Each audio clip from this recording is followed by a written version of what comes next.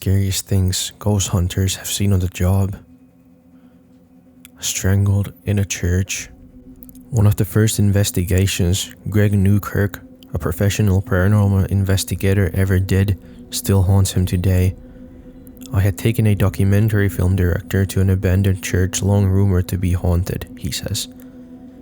We'd only been in the building for half an hour before a loud knocking drew our attention to the church's 10-foot tall pulpit.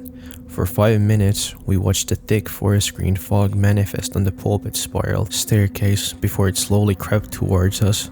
That's when, all of a sudden, the director Newkirk had brought with him began to frantically gasp for air as if he were choking. Sure enough, he had 2 bright red handprints wrapped around his throat. They almost looked like burns. An otherworldly creature, John Tenney, a friend of Newkirk's and a fellow paranormal investigator, has memories of his own that would keep even the bravest of men awake at night. The oddest thing I've seen happened a couple of years ago, Tenney begins. I witnessed a small hairy creature about 11 inches or 28 centimeters tall with deep inset eyes, large ears, and hooves. As the flash from my camera went off, it jumped backwards into the darkness and vanished. I don't have any problem with people not believing me because I still don't know if I believe it. And I saw it. Tripped into a coffin. It seems as though supernatural creatures are rather attracted to Tenney, host of the spooky podcast Realm of the Weird, as the hairy being with hooves wasn't the only one to interact with him. Once, while investigating an old cemetery, I heard a distinctive voice say, "Careful," he shares. In my startled state, I immediately began to walk backwards. In doing so, I cracked through the lid of an old coffin and ended up falling into a grave. As I laid in the grave, I don't think I'd ever been more scared. Time-traveling ghosts. Believe in parallel universes or time travel? You might after hearing this story Tenney recounts. In the early 2000s, I was working with an older woman who was experiencing what she called ghost children. She drew pictures of what they looked like. Years after she had passed away, I revisited her former home to speak to the new owners to see if they had any experiences with the ghost children. The new owners had not seen any, but their real children had been drawing pictures of a woman who had been my client. Smoke and apparitions. The number of spirits and creatures that Tenney has seen throughout the years is truly astonishing. Despite all his experience, though, he's still no closer to being fully able to explain any of it. Over the last 3 decades, I've seen a lot that still I can't comprehend, he admits. Full-bodied apparitions, wandering down the halls of hospitals, ghostly cats vanishing through walls, and smoke-like patches of darkness writhing through hallways. After a while, it all seems almost normal. The fear of reality.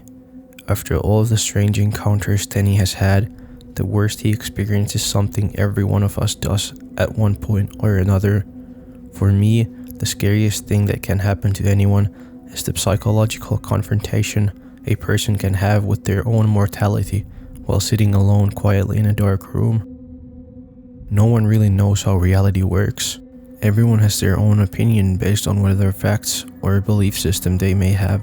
But no one knows exactly what happens after we die. Confronting that as yet unknowable fact is both terrifying and exhilarating. What's in the box? One evening last year, as my wife and I were driving home, we received an email from a frightened man who had an effigy he needed disposed, recalls Newkirk, who runs the traveling museum of the paranormal and occult.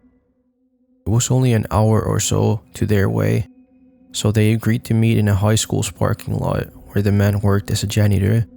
As Newkirk and his wife were waiting, a massive silhouette emerged from the darkness holding a cardboard box, he recalls. I cautiously got out to greet the man. Then, as he handed me the box, the street lamp above us blew. He started laughing and informed me it's because he knows you're here to take him and he doesn't like it. The man led them into the empty school. Without exaggeration, nearly every light he walked under while holding that cardboard box flickered. He unlocked the door to a classroom and sat down behind a teacher's desk where he proceeded to unfold the flaps of the box and remove an absolutely chilling handmade doll with a twisted face and gaping mouth. The janitor began to mutter things about hurting people, and his fists balled up, and he started breathing heavily, Newkirk says. As his huge, imposing figure started to rise out of the chair, I quickly grabbed the doll, wrapped it up in a towel, and threw it back in the box. The janitor sat back down and started to cry. It was clear to Newkirk then that something much bigger and much more devilish was behind everything that had been happening. While it was their job to take the effigy into their care, the janitor had his reservations. "I'm honestly scared for you, too, about this thing," the janitor stammered. Lock it up. After you do your investigations, lock it up." Newkirk genuinely believes that this poor man was enduring some kind of an evil possession or oppression. Spirit? Demon? He doesn't know, but the case is still open and active. The darkness of the mind. After all that Newkirk has seen and continues to see while he investigates the paranormal, it's not the figures or the spirits that appear that are the scariest, but the human mind. Dealing with the unknown is scary no matter what, he says. If you want to know the scariest thing that can happen to you on a paranormal investigation, it's witnessing truly unexplainable phenomena and having your worldview completely thrown out of the window. When you've seen what's actually making that scratching noise behind the wall, you can't ever unsee it. Thanks for watching. Like and subscribe for more content.